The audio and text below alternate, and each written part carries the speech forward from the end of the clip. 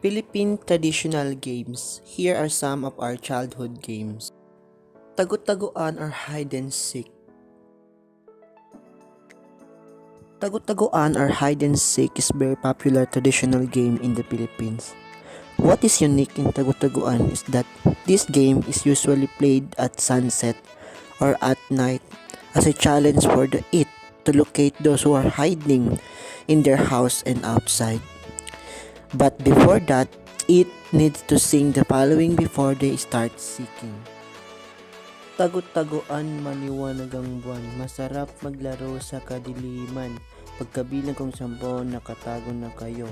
1, 2, 3, 4, 5, 6, 7, 8, 10. Langit lupa or heaven and earth.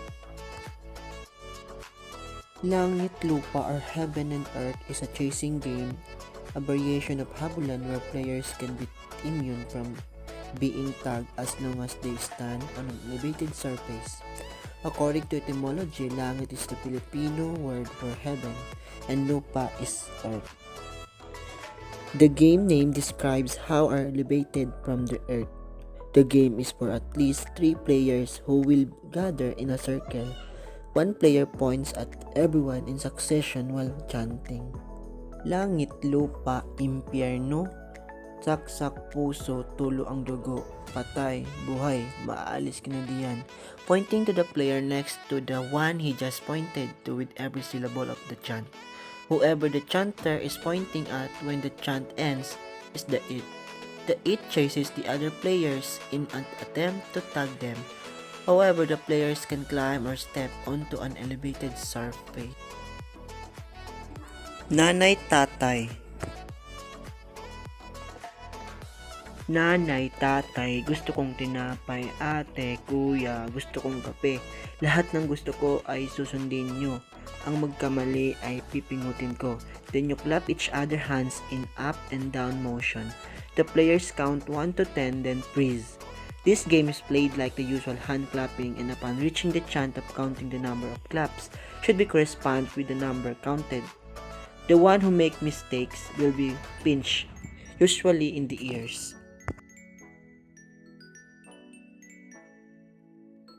Iring-iring, let go around and around until the hanky drops. After the it is determined, it goes around the circle and drops the handkerchief behind a person. When the person notices the handkerchief is believed at their back, he or she has to pick up the handkerchief and go after the it around the circle.